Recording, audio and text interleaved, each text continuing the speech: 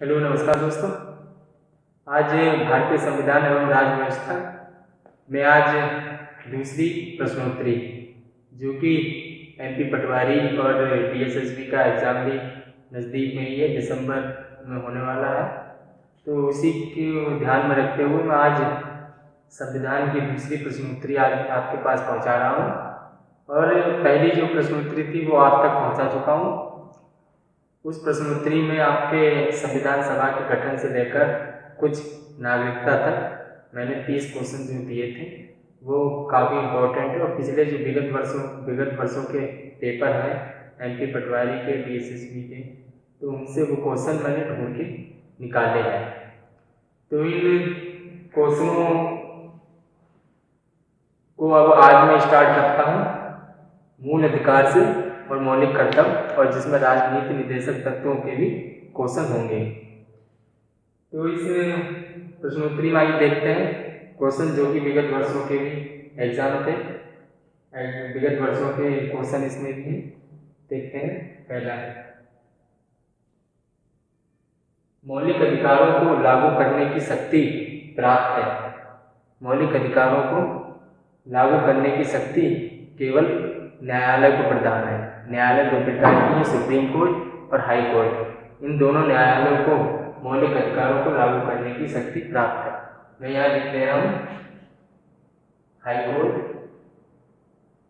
Comma supreme court, यानी कि उच्च न्यायालय व उच्चतम न्यायालय को मौलिक अधिकारों को लागू करने की शक्ति प्राप्त है। अगला क्वेश्चन जो काफी इंपॉर्टेंट है आने वाले एग्जाम में, कौन सा अनुच्छेद प्रेस की स्वतंत्रता से संबंधित है? कौन सा अनुच्छेद प्रेस की स्वतंत्रता से संबंधित है? प्रेस की स्वतंत्रता ये मौलिक अधिकार है जो नागरिकों को प्रदान है और ये अनुच्छेद 19 में है।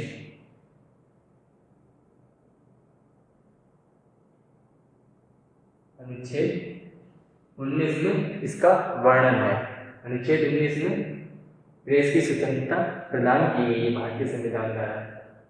अगला क्वेश्चन, 6 से 14 वर्ष की आयु के बच्चों को शिक्षा का अधिकार है। ये 6 से 14 वर्ष के जो बच्चे हैं उन्हें जो शिक्षा का अधिकार संविधान द्वारा दिया गया है वो एक मौलिक अधिकार है। 6 से 14 वर्ष की आयु के बच्चों को जो शिक्षा का अधिकार है वो मूल अधिकार है। ये बच्चों का मूल अधिकार है।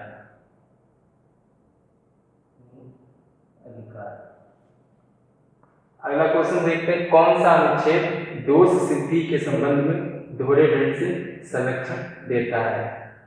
कौन सा अनुच्छेद दोष सिद्धि के संबंध में दोहरे दंड का संरक्षण प्रदान करता है? अनुच्छेद 20।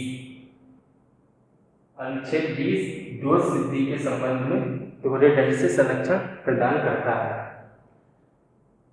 अगला क्वेश्चन, समानता का अधिकार किस अनुच्छेद में है? समानता का अधिकार किस अनुच्छेद में है? समानता का अधिकार मौलिक अधिकार है जो 3 अनुच्छेदों में दिया गया है। अनुच्छेद 14, 15, 16 जो अनुच्छेद है उनमें समानता का अधिकार का वर्णन किया गया है। कौन सा अधिकार गैर नागरिकों को प्राप्त है? गैर नागरिक यानी कि जो भारत के नागरिक नहीं है उन्हें गैर नागरिक कहा जाता है। तो उन गैर नागरिकों को कौन सा मूल अधिकार प्राप्त है? तो गैर नागरिकों को जो अधिकार प्राप्त है, मूल अधिकार, वो है संवैधानिक उपचारों का अधिकार। संवैधानिक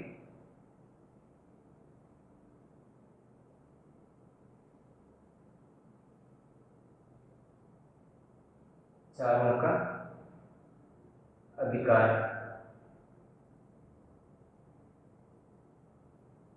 जो कि अनुच्छेद 32 के अंतर्गत आता है।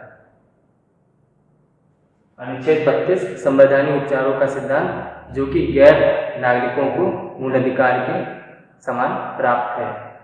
संवैधानिक उपचारों का अधिकार, जैसे डॉक्टर भीमराव अंबेडकर जी ने इसे संविधान की आत्मा कहा है। अगला, मौलिक अधिकारों का वर्णन है, यानी मौलिक अधिकारों का वर्णन संविधान में कहाँ है? तो मौलिक अधिकारों का वर्णन संविधान में अनुच्छेद 12 से 35 तक। मूल अधिकारों का वर्णन संविधान में अनुच्छेद 12 से 35 तक है। अगला क्वेश्चन है, धर्म की स्वतंत्रता किस अनुच्छेद में है? धर्म की स्वतंत्रता मूल अधिकार है, जो कि अनुच्छेद 25 में धर्म की स्वतंत्रता मूल अधिकार है, जो कि अनुच्छेद 25 में है।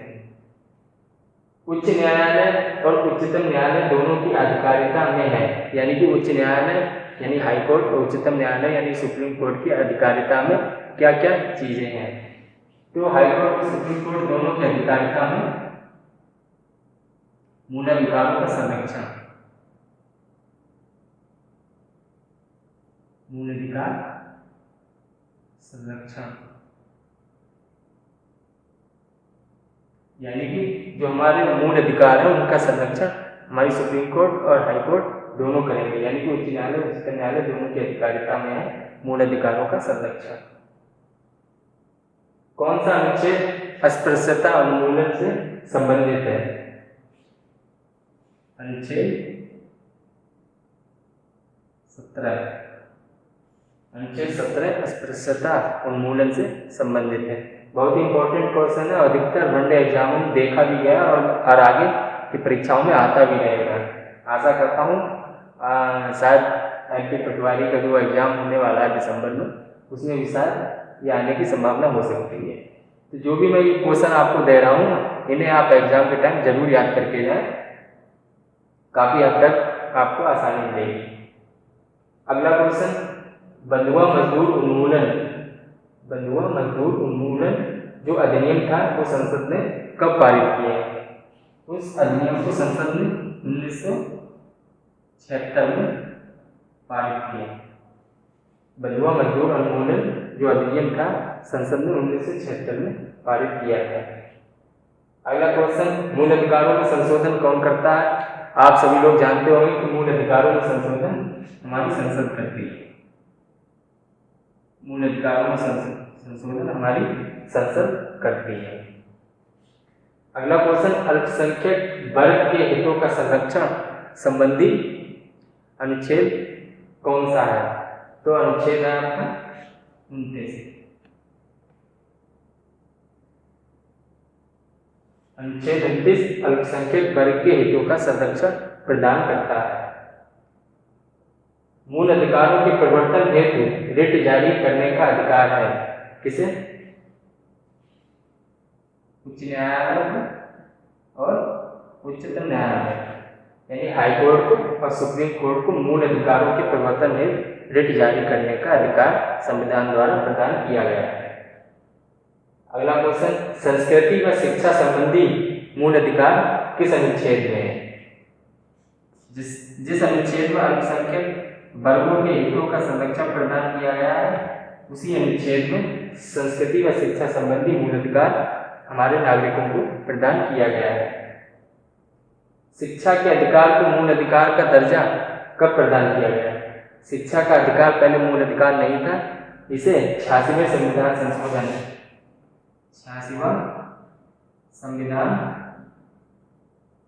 संशोधन 2002 यानी कि शिक्षा का अधिकार था, उसे मूल अधिकार 86वां संविधान संशोधन 2002 द्वारा मूल अधिकार का दर्जा प्रदान कर दिया गया। शिक्षा के अधिकार मूल अधिकार का दर्जा प्रदान हुआ 86वां संविधान संशोधन 2002 द्वारा। आइए इधर के क्वेश्चन है, उपाधियों का अंत। उपाधियों का अंत किस अनुच्छेद में है? अनुच्छेद 18 में। अनुच्छेद 18 में उपाधियों का अंत है।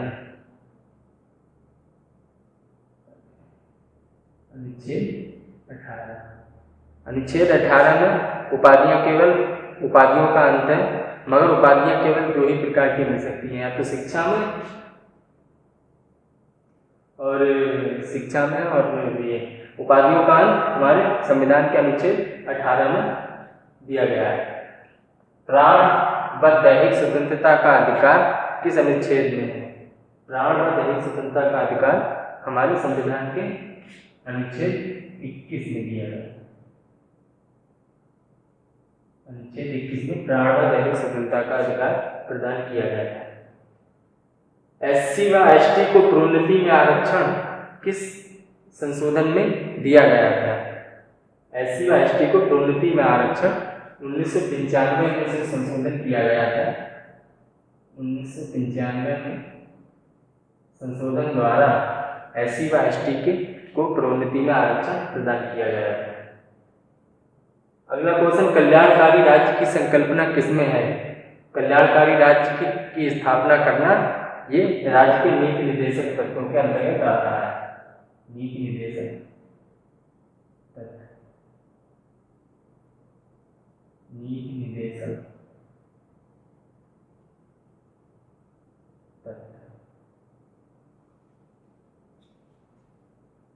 अगला क्वेश्चन, समान नागरिक संहिता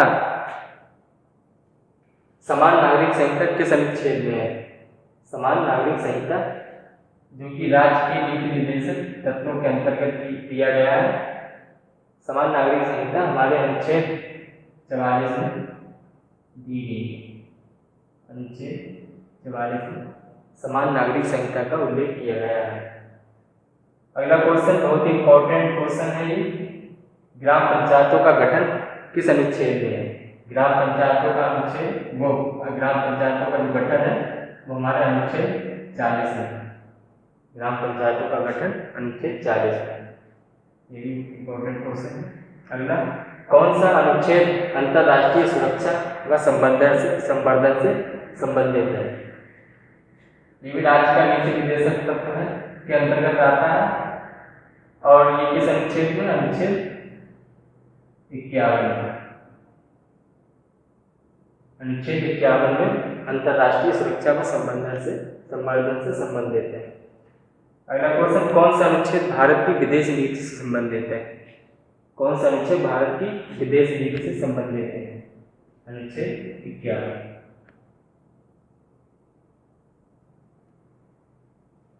अगला क्वेश्चन, मूल कर्तव्य किसकी सिफारिश पर जोड़े गए?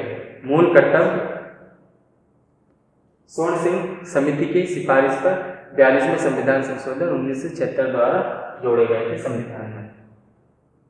स्वर्ण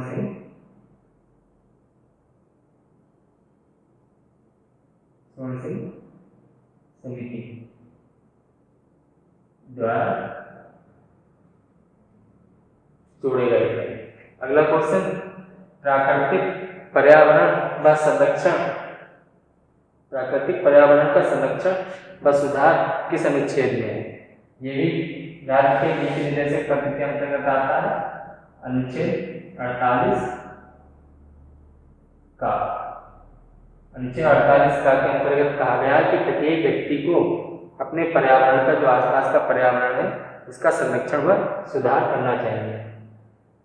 मूल कर्तव्यों की संख्या कितनी है?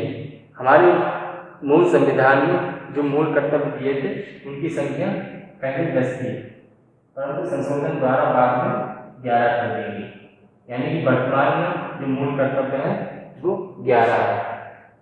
पहले 10 थे, एक जोड़ दिया गया। 86वां संविधान संशोधन 2002 द्वारा जोड़ दिया गया था।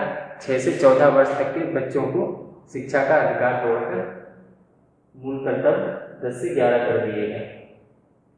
अगला क्वेश्चन, न्यायपालिका कार्यपालिका से पृथक है किस अनुच्छेद में? अनुच्छेद 50 में कहा गया है कि न्यायपालिका कार्यपालिका से पृथक है।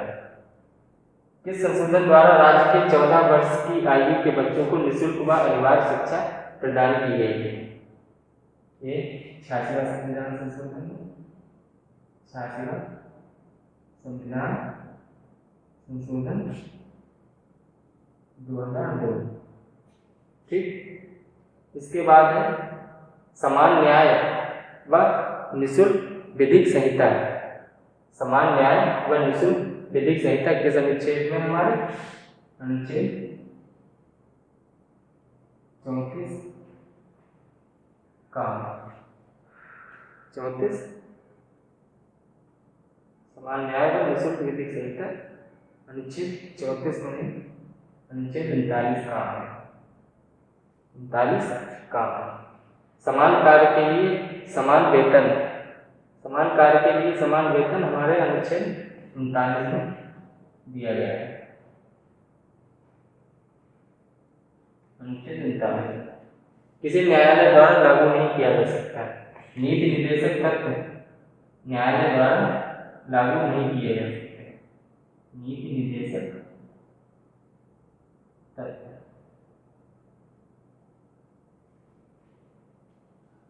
तो आज करीब 20 और 40 क्वेश्चन आपको मैंने दिए हैं और आशा करता हूँ ये क्वेश्चन आप जरूर याद करेंगे और याद करने के बाद और इसे जरूर याद करिए ताकि आप जब भी पेपर देने जाएं एमपी पटवारी का तो इसमें से अधिकतर क्वेश्चन आपको मिल सकें। और इसके बाद ये मौलिक अधिकार और मूल कर्तव्य और राज्य के नीति निर्देशक से संबंधित क्वेश्चन थे जो मैं आप तक पहुंचा रहा हूँ। उसके बाद में आपको संघ यानी कि संघ व उसके राज्य क्षेत्र और जो कार्यपालिका जो आगे के भाग 5 हैं और उसके बाद भाग 6 वगैरह जो आगे भाग आएंगे उनके भी क्वेश्चन मैं आप तक लेकर आता रहूँगा और जो कि एमपी पटवारी और पीएससी के विगत वर्षों के प्रश्न पत्रों में आए हैं उनको मैं आप तक पहुँचाता रहूँगा। और प्लीज़ जो भी मेरे नए व्यूअर हैं हमारे चैनल को जरूर सब्सक्राइब करें और सब्सक्राइब करने के बाद सब्सक्राइब बटन के पड़ोस वाला बेल आइकन जरूर दबाएं ताकि हमारी लेटेस्ट जो प्रश्नोत्तरी है उसका वीडियो आप तक पहुंचता रहे। और हमारा चैनल अपने दोस्तों के साथ शेयर भी कर सकते हैं और हमें इंस्टाग्राम और फेसबुक पर फॉलो करने के लिए हमारे होम पेज के यूट्यूब बैनर पर जाकर वहाँ से क्लिक करके हमारे फेसबुक पेज और इंस्टाग्राम पर फॉलो हो सकते हैं। तब तक के लिए जय हिंद, जय भारत।